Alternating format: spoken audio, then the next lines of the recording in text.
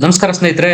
ನಾಗಮಂಗಲದಲ್ಲಿ ಗಣಪತಿ ವಿಸರ್ಜನಾ ಸಂದರ್ಭದಲ್ಲಿ ನಡೆದಂತಹ ಹಿಂಸಾಚಾರ ಕೇಸ್ಗೆ ಈಗ ನರೇಂದ್ರ ಮೋದಿ ಅವರ ಡೈರೆಕ್ಟ್ ಎಂಟ್ರಿ ಆಗಿದೆ. ಈಗಾಗಲೇ ಕಾಂಗ್ರೆಸ್ ಸರ್ಕಾರ ಮತ್ತು ಬಿಜೆಪಿ ಜೆಡಿಎಸ್ ಮೈತ್ರಿ ಮಧ್ಯೆ ಈಗ ನಾಗಮಂಗಲ ಹಿಂಸಾಚಾರಕ್ಕೆ ಸಂಬಂಧಪಟ್ಟಂತೆ ದೊಡ್ಡ ತಿಕ್ಕಾಟ ನಡೀತಾ ಇದೆ. ಇದೇ ಕೇಸ್ಗೆ ಸಂಬಂಧಪಟ್ಟಂತೆ ಗಣೇಶ ವಿಸರ್ಜನಾ ಸಂದರ್ಭದಲ್ಲಿ ಆದ ಘಟನಾವಳಿನೇ ಎತ್ತಿಕೊಂಡು ಈಗ 4 ರಾಜ್ಯಗಳಲ್ಲಿ ಚುನಾವಣೆ ನಡೀತಾ ಇದೆ. ಇದು ಈಗ ಬಿಜೆಪಿಗೆ ಬ್ರಹ್ಮಾಸ್ತ್ರ ಕೊಟ್ಟಂತಾಗಿದೆ. ಹಾಗಾದ್ರೆ ಏನ್ ಈ ವಿಷಯ? ಮೋದಿ ಪ್ರಸ್ತಾಪ ಮಾಡಿರ್ತಕ್ಕಂತಹ ವಿಚಾರ ಏನು? ಇದರಿಂದ ಕರ್ನಾಟಕ ಕಾಂಗ್ರೆಸ್ ಮೇಲೆ ಎಷ್ಟರ ಮಟ್ಟಿಗೆ ಇಂಪ್ಯಾಕ್ಟ್ ಆಗುತ್ತೆ ಎಲ್ಲದರ ಬಗ್ಗೆ ಮಾಹಿತಿ ಕೊಡ್ತೀನಿ. ದಯಮಾಡಿ ನಮ್ಮ ಚಾನಲ್ ನ ಸಬ್ಸ್ಕ್ರೈಬ್ ಮಾಡಿ, ಅನಿಸಿಕೆಗಳನ್ನ ತಪ್ಪದೆ ಕಮೆಂಟ್ ಮಾಡಿ ತಿಳಿಸಿ. ಸ್ನೇಹಿತರೆ, ನಿಮ್ಗೆಲ್ಲ ಗೊತ್ತು, ಮಂಡ್ಯದ ನಾಗಮಂಗಲದಲ್ಲಿ ಗಣೇಶ ಮೂರ್ತಿ ವಿಸರ್ಜನಾ ಸಂದರ್ಭದಲ್ಲಿ ಆದಂತ ಘಟನೆ ಈಗ ಅದು ಕೇವಲ ರಾಜ್ಯಕ್ಕೆ ಮಾತ್ರ ಸೀಮಿತವಾಗಿಲ್ಲ, ರಾಷ್ಟ್ರ ಮಟ್ಟದಲ್ಲಿ ಚರ್ಚೆ ನಡೀತಾ ಇದೆ. ಈಗ 4 ರಾಜ್ಯಗಳಲ್ಲಿ ಚುನಾವಣೆ ನಡೆಯಲಿದೆ. ಮಹಾರಾಷ್ಟ್ರ, ಜಮ್ಮು ಕಾಶ್ಮೀರ, ಹರಿಯಾಣದಂತಹ ರಾಜ್ಯಗಳಲ್ಲಿ ಚುನಾವಣೆ ನಡೀತಾ ಇದೆ. ಪ್ರಚಾರದ ವೇಳೆ ಮೋದಿ ಸಹ ಈ ವಿಷಯನ ಪ್ರಸ್ತಾಪ ಮಾಡಿದ್ದಾರೆ. ಇದರಲ್ಲಿ ಪೊಲೀಸರ ವೈಫಲ್ಯ ಇದೆಯೋ ಅಥವಾ ಯಾರದ್ದೋ ಕುಮ್ಮಕ್ಕು, ಕೈವಾಡ, ಷಡ್ಯಂತ್ರದಿಂದ ಹಿಂದೂಗಳ ಹಬ್ಬದ ಮೇಲೆ ಕರಿಗಣ್ಣು ಬೀರಲಾಗ್ತಾ ಇದೆಯಾ? ಎಲ್ಲ ಅನುಮಾನಗಳು ಈಗ ಮೂಡ್ತಾ ಇರೋದು ಸಹಜ. ನಾಗಮಂಗಲದಲ್ಲಿ ಗಣೇಶ ವಿಸರ್ಜನೆ ಸಂದರ್ಭದಲ್ಲಿ ನಮಾಜ್ ನಡೆಯುತ್ತೆ, 10 ನಿಮಿಷ ವೆಯ್ಟ್ ಮಾಡಿ ಹೋಗಿ ಅಂತ ಪೊಲೀಸರು ರಿಕ್ವೆಸ್ಟ್ ಮಾಡಿದ್ರಂತೆ. ರಿಕ್ವೆಸ್ಟ್ ಗೆ ಒಪ್ಪಿಕೊಳ್ಳಿಲ್ಲ, ಮೆರವಣಿಗೆ ಮಾಡಲಾಯ್ತು, ಹಾಗಾಗಿ ಈ ಘಟನೆ ಘಟಿಸ್ತು ಅಂತ ಅನೇಕರು ಹೇಳ್ತಾರೆ. ಆದ್ರೆ ಇಲ್ಲಿ ಸರಿ ಯಾವುದು ತಪ್ಪು ಯಾವುದು ಅನ್ನೋದು ತನಿಖೆಯಿಂದ ಮಾತ್ರ ಹೊರಗೆ ಬರುತ್ತೆ. ನೀವೇ ನೋಡಿ, A1 ನಿಂದ A24 ವರೆಗೂ ಇವರು ಆರೋಪಿಗಳನ್ನು ಮಾಡಿರೋದು ಕೇವಲ ಹಿಂದೂಗಳನ್ನು ಮಾತ್ರ. ಇದು ಒಂದು ಮತವನ್ನು, ಒಂದು ಧರ್ಮವನ್ನು ಓಲೈಕೆ ಮಾಡೋದಲ್ಲದೆ ಇನ್ನೇನು ಅಂತ ಬಿಜೆಪಿಗರು ಡೈರೆಕ್ಟ್ ಆಗಿ ಪ್ರಶ್ನೆ ಮಾಡೋದಕ್ಕೆ ಶುರು ಮಾಡಿದ್ದಾರೆ. ನೋಡಿ, A1, A2, A3, Kiran, Bharat, Abhishek ಅನ್ನುವರು ಎಲ್ಲ ಹಿಂದೂಗಳನ್ನೇ ಮಾಡಲಾಗಿದೆ. ಹಾಗಾದ್ರೆ ಆ ಕಡೆಯಿಂದ ಏನು ವಿರೋಧನೆ ಬರ್ಲಿಲ್ವಾ? ವಿರೋಧ ಬರ್ದೇನೆ, ಬೆಂಕಿ ಇಲ್ದೇನೆ ಇಷ್ಟೆಲ್ಲ ಹೊಗೆ ಆಡ್ತಾ ಅನ್ನೋ ಪ್ರಶ್ನೆಗಳು ಸಹಜವಾಗಿ ಮೂಡುತ್ತೆ. ಇದನ್ನೇ ಇಟ್ಕೊಂಡು ಈಗ ಮೋದಿ ಅವರು ಕಾಂಗ್ರೆಸ್ನ ಅಣಿಯೋದಿಕ್ಕೆ ಪ್ರಯತ್ನ ಮಾಡೋದಿಕ್ಕೆ ಶುರು ಮಾಡ್ತಾ ಇದ್ದಾರೆ. ನೀವೇ ನೋಡಿ, ಗಣಪತಿ ಹಬ್ಬ ಆಯೋಜನೆ ಮಾಡಿರ್ತಕ್ಕಂಥ ಆಯೋಜಕರ ಮೇಲಷ್ಟೇ ಬುಕ್ ಮಾಡಲಾಯ್ತಾ? ಓಲೈಕೆ ರಾಜಕಾರಣ, ಮತ ಬ್ಯಾಂಕು ವಿಚಾರಕ್ಕಾಗಿ ಕಾಂಗ್ರೆಸ್ನವರು ಹಿಂದೂಗಳ ಹಬ್ಬದ ಮೇಲೆ, ಹಿಂದೂ ದೇವರ ಮೇಲೆ ಕಲ್ಲು ತೂರಾಟ, ಚಪ್ಪಲಿ ತೂರಾಟ, ಪೆಟ್ರೋಲ್ ಬಾಂಬ್ನಂತಹ ದಾಳಿಗಳಾದ್ರೂ ಸಹ ತಪ್ಪಿತಸ್ಥರು ಯಾರು? ಹಿಂದೂಗಳನ್ನೇ ತಪ್ಪಿತಸ್ಥರಂತ ತೋರಿಸಲಾಗ್ತಾ ಇದೆಯಾ? ಇದು ಈಗ ಬಿಜೆಪಿ ಮತ್ತು ಬೆಂಬಲಿಗರು ಕೇಳ್ತಾ ಇರ್ತಕ್ಕಂಥ ಪ್ರಶ್ನೆ. ಕಳೆದ ವರ್ಷ ಇದೇ ಸಂದರ್ಭದಲ್ಲಿ ಸಣ್ಣ ಪುಟ್ಟದ ಘಟನೆಗಳು ಆಗಿತ್ತು. ಆಗಲೂ ಸಹ ಕೈ ಸರ್ಕಾರ ಎಚ್ಚೆತ್ತುಕೊಂಡಿರಲಿಲ್ಲ. ನಿಮಗೆ ಎಲ್ಲ ವಿಚಾರ, ಇಂಟೆಲಿಜೆನ್ಸ್ ರಿಪೋರ್ಟ್ ಇದ್ರೂ ಸಹ ಇದನ್ನ ಆಗೋದಕ್ಕೆ ಹೆಂಗ್ ಬಿಟ್ರಿ ಅಂತ ಈಗ ಮೈತ್ರಿ ಪಕ್ಷದ ನಾಯಕರು ಮುಗಿಬಿದ್ದಿದ್ದಾರೆ ಕಾಂಗ್ರೆಸ್ ಮೇಲೆ. ಹಿಂದೂಗಳು ಹಬ್ಬ ಆಚರಣೆ ಮಾಡುವಾಗಲೇ ಯಾಕೆ ಹಿಂಗಾಗತ್ತೆ? ನಮಗೆ ನಮ್ಮ ಧಾರ್ಮಿಕ ಚಟುವಟಿಕೆಗಳನ್ನ ಮಾಡೋದಕ್ಕೆ ಸ್ವತಂತ್ರ ಇಲ್ಲವಾ ಅಂತ ಜನ ಸಹ ಪ್ರಶ್ನೆ ಮಾಡ್ತಾ ಇದ್ದಾರೆ. ಇದೇ ಹೊತ್ತಲ್ಲೇ ಮೋದಿ ಅವರ ಡೈರೆಕ್ಟ್ ಎಂಟ್ರಿ ಆಗಿದೆ. ಈಗ ನಿಮಗ್ ಗೊತ್ತು, ಹರಿಯಾಣ, ಜಮ್ಮು ಕಾಶ್ಮೀರ, ಜಾರ್ಖಂಡ್ ನಲ್ಲೆಲ್ಲ ಎಲೆಕ್ಷನ್ ನಡೀತಾ ಇದೆ. ಅದೇ ಎಲೆಕ್ಷನ್ ರ್ಯಾಲಿನಲ್ಲೇ ಮೋದಿ ಅವರು ಈ ವಿಚಾರ ಪ್ರಸ್ತಾಪ ಮಾಡಿರೋದು. ಕಾಂಗ್ರೆಸ್ के लिए तुष्टीकरण ही सबसे बड़ा लक्ष्य है. आज तो हालात ये हो गई है कि कांग्रेस के राज में कर्नाटका में गणपति जी को भी सलाखों के पीछे डाला जा रहा है.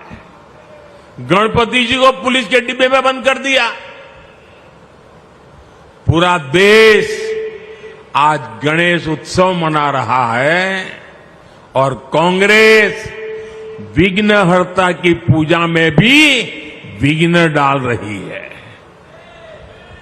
ಅದೇ ಭಾಷಣದಲ್ಲಿ ಸಿದ್ದರಾಮಯ್ಯನವರ ಕೈ ಸರ್ಕಾರದ ವಿರುದ್ಧ ವಾಗ್ದಾಳಿ ಮಾಡಿದ್ದಾರೆ ಮೋದಿ ಅವರು. ಕರ್ನಾಟಕದಲ್ಲಿ ಕಾಂಗ್ರೆಸ್ ಸರ್ಕಾರ ಆಳ್ವಿಕೆಯಲ್ಲಿದೆ. ಯಾರೋ ಮಾಡಿದ ತಪ್ಪಿಗೆ ಗಣೇಶನನ್ನೇ ಪೊಲೀಸರು ಬಂಧಿಸಿ ಜೈಲಿಗೆ ಹಾಕುವಂತಹ ದುಸ್ಸಾಹಸ ಮಾಡ್ತಾ ಇದ್ದಾರೆ. ಪೊಲೀಸ್ ಜೀಪ್ ನಲ್ಲಿ ಗಣೇಶ ಮೂರ್ತಿಯನ್ನು ಇಟ್ಟು ಬಂಧಿಸಿದ್ದಾರೆ ಅಂತ ನರೇಂದ್ರ ಮೋದಿ ಅವರು ಡೈರೆಕ್ಟ್ ಆಗಿ ವಾಗ್ದಾಳಿ ಮಾಡಿದ್ದಾರೆ ಕೈ ಸರ್ಕಾರದ ವಿರುದ್ಧ. ಇದು ಸಿದ್ದರಾಮಯ್ಯನವರ ನಿದ್ದೆಗೆಡಿಸಿರೋದು. ನಿನ್ನೆ ಗಣೇಶ ಮೂರ್ತಿಗಳನ್ನು ಇಟ್ಕೊಂಡು ಪ್ರೊಟೆಸ್ಟ್ ಮಾಡಲಾಯಿತು ಬೆಂಗಳೂರಿನಲ್ಲಿ. ಪ್ರೊಟೆಸ್ಟ್ ಮಾಡುವಂತ ಸಂದರ್ಭದಲ್ಲಿ ಪೊಲೀಸರು ಯಾರು ಪ್ರತಿಭಟನೆ ಮಾಡ್ತಾ ಇರ್ತಾರೋ ಅವ್ರನ್ನ ಮಾತ್ರ ಬಂಧಿಸಿ ಕರ್ಕೊಂಡು ಹೋಗ್ಬೇಕಾಗಿತ್ತು. ಆದ್ರೆ ಇಲ್ಲಿ ಯಾವುದೇ ತಪ್ಪು ಮಾಡದೇ ಇರತಕ್ಕಂತಹ ದೇವರ ವಿಗ್ರಹ ಮೂರ್ತಿನ ತೆಗೆದುಕೊಂಡು ಹೋಗಿ ಪೊಲೀಸ್ ಜೀಪ್ ಅಲ್ಲಿ ಕೂಡಿ ಹಾಕುವಂತಹ ಅನಿವಾರ್ಯತೆ ಏನಿತ್ತು? ಪೊಲೀಸರು ಯಾಕೆ ಹಿಂಗ್ ಮಾಡಿದ್ರು ಅನ್ನುವ ಪ್ರಶ್ನೆ ಎಲ್ಲ ಕಡೆ ಮೂಡತೊಡಗಿದೆ. ಸಿದ್ದರಾಮಯ್ಯನವರಿಗೆ ರಾಜೀನಾಮೆ ಕೊಡುವಂತಹ ದಿನಗಳು ಹತ್ತಿರ ಬರ್ತಾ ಇದೆ. ಕೇಡುಗಾಲ ಹತ್ತಿರ ಬರ್ತಾ ಇರೋದ್ರಿಂದ ಇಂತಹ ಕೆಟ್ಟ ದುರಾಲೋಚನೆ ತುಂಬಿಕೊಂಡಿರ್ತಕ್ಕಂಥ ಕೃತ್ಯಗಳನ್ನ ಈಗ ಮಾಡ್ತಾ ಇದ್ದಾರೆ. ಅದರ ಭಾಗವಾಗಿ ಹಿಂದೂ ಧರ್ಮದ ದೇವರಾದ ಗಣೇಶನನ್ನು ಪೊಲೀಸರು ಎತ್ತಿಕೊಂಡು ಹೋಗಿರುವುದು. ಆರೋ ಸಂದರ್ಭದಲ್ಲಿ ದೀಪ ದಗದಗ ಅಂತ ಉರಿಯುತ್ತಂತೆ. ಈಗ ಕಾಂಗ್ರೆಸ್ ನಲ್ಲಿ ಆಗ್ತಾ ಇರೋದು ಅದೇ ಅಂತ ಬಿಜೆಪಿಗರು ವಾಗ್ದಾಳಿ ಮಾಡ್ತಾ ಇದ್ದಾರೆ. ಆ 4 ರಾಜ್ಯಗಳ ಚುನಾವಣಾ ಪ್ರಚಾರದಲ್ಲಿ ಬಿಜೆಪಿಗರು ಇದನ್ನೇ ಪ್ರಮುಖ ಅಜೆಂಡಾ ಮಾಡ್ಕೊಂಡಿದ್ದಾರೆ. ಕರ್ನಾಟಕದಲ್ಲಿ ಏನಾಗ್ತಾ ಇದೆ ನೋಡಿ, ನಾವು ನಮ್ಮ ಹಿಂದೂ ಸಂಪ್ರದಾಯದ ಹಬ್ಬ ಹರಿದಿನಗಳನ್ನು ಮಾಡೋದಕ್ಕೆ ಸ್ವತಂತ್ರನೇ ಇಲ್ಲ. ನಮ್ಮ ಧಾರ್ಮಿಕ ಸ್ವಾತಂತ್ರ್ಯನ ಹತ್ತಿಕ್ತಾ ಇದ್ದಾರೆ ಕಾಂಗ್ರೆಸ್ನವರು. ಮುಂದೇನಾದ್ರೂ ಇಲ್ಲಿ ಅವರು ಆಳ್ವಿಕೆ ಬಂದ್ರೆ ಏನಾಗಬಹುದು ಯೋಚನೆ ಮಾಡಿ ಅಂತ ಕೈ ಸರ್ಕಾರದ ವಿರುದ್ಧ ಮುಗಿಬಿದ್ದಿದ್ದಾರೆ ಬಿಜೆಪಿಯ ನಾಯಕರು ರಾಷ್ಟ್ರ ಮಟ್ಟದಲ್ಲಿ. ಈಗ ಜನಸಾಮಾನ್ಯರು ಸಹ ಪ್ರಶ್ನೆ ಕೇಳೋದಕ್ಕೆ ಶುರು ಮಾಡಿದರೆ, ನಾವು ಇರೋದು ಭಾರತದಲ್ಲ ಅಥವಾ ಪಾಕಿಸ್ತಾನದಲ್ಲ. ನಮ್ಮ ಸಂಪ್ರದಾಯ, ನಮ್ಮ ಧರ್ಮದ ಆಚರಣೆಗಳನ್ನು ಮಾಡೋದಿಕ್ಕೆ ಇಷ್ಟೊಂದು ಅಡ್ಡಿ ಆತಂಕಗಳೇ? ಯಾವುದೋ ಒಂದು ಕೋಮನ್ನ ಓಲೈಸೋದಕ್ಕೋಸ್ಕರ ಹಿಂದೂಗಳ ಮೇಲೆ ಇಷ್ಟೊಂದು ದೌರ್ಜನ್ಯ ಮಾಡಲಾಗ್ತಾ ಇದೆಯಾ ಅಂತ ಜನ ಸಹ ಈಗ ಪ್ರಶ್ನೆ ಮಾಡ್ತಾ ಇದ್ದಾರೆ. ನೀವೇ ನೋಡಿ, ಗಣೇಶ ವಿಸರ್ಜನೆ ನಿರ್ವಿಘ್ನವಾಗಿ ಮಾಡೋದಿಕ್ಕೆ ಆಗಲ್ಲ ಅಂದ್ರೆ ಕಾನೂನು ಸುವ್ಯವಸ್ಥೆ ಸರಿ ಇದೆಯಾ? ಪೊಲೀಸರು ಕೈಕಟ್ಟಿ ಕೂತಿದ್ದಾರಾ? ಇದರ ಬಗ್ಗೆ ಯಾವುದೇ ಪೂರ್ವ ತಯಾರಿಗಳನ್ನು ಮಾಡಿರ್ಲಿಲ್ಲ ಯಾಕೆ? ಲೋಪದೋಷಗಳು ಆಗಿದ್ದಾದ್ರೂ ಎಲ್ಲಿ? ಕಾನೂನು ವ್ಯವಸ್ಥೆನಲ್ಲಿ ಏನಾದ್ರೂ ಲೂಪ್ ಹೋಲ್ಸ್ ಇದೆಯಾ? ಎಲ್ಲದರ ಬಗ್ಗೆ ಈಗ ಮರುಚಿಂತನೆ ಮಾಡಬೇಕಾಗಿದೆ.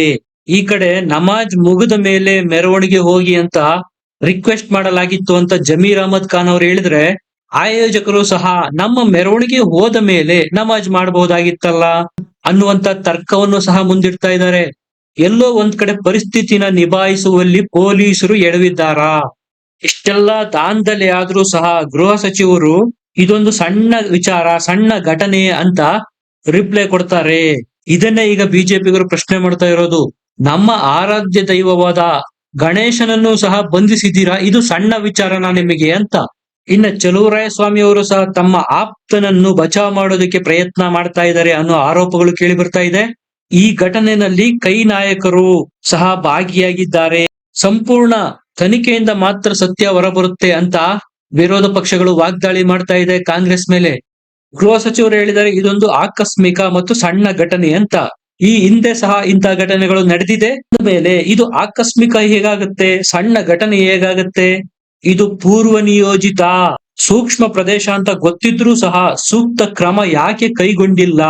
ಯಾವುದಕ್ಕೂ ಸಂಬಂಧ ಇರದ ಅಮಾಯಕರು ಈಗ ನಷ್ಟ ಅನುಭವಿಸಿದ್ದಾರೆ. ಅದರ ನಷ್ಟನ ಯಾರು ತುಂಬಿಕೊಡ್ತಾರೆ ಅಂತ ಬಿಜೆಪಿ ಮತ್ತು ಜೆಡಿಎಸ್ ನವರು ವಾಗ್ದಾಳಿ ಮಾಡ್ತಾ ಇದ್ದಾರೆ ಕಾಂಗ್ರೆಸ್ ಮೇಲೆ. ನೀವೇ ನೋಡಿ, ನಮ್ಮ ಮನೆ ಸುತ್ತಮುತ್ತ ವಾಹನ ನಿಲ್ಲಿಸಿದಾಗ ಟೈರ್ಗೆ ಹಿಂದ್ಗಡೆ ಕಲ್ಲಿಡ್ಬೇಕು ಅಂತ ಆಚೆ ಈಚೆ ನೋಡಿದ್ರೆ ತಕ್ಷಣಕ್ಕೆ ಒಂದು ಕಲ್ಲು ಸಿಗೋದಿಲ್ಲ. ಪರಿಸ್ಥಿತಿ ಹೀಗಿರುವಾಗ ಹಿಂಸಾಚಾರ ನಡೆದಂತಹ ಜಾಗದಲ್ಲಿ ಇದ್ದಕ್ಕಿದ್ದಂತೆ ಕಲ್ಲುಗಳು ಹೇಗೆ ಪ್ರತ್ಯಕ್ಷ ಆಗತ್ತೆ? ಪೆಟ್ರೋಲ್ ಬಾಂಬ್ ಹೇಗೆ ಪ್ರತ್ಯಕ್ಷ ಆಗತ್ತೆ?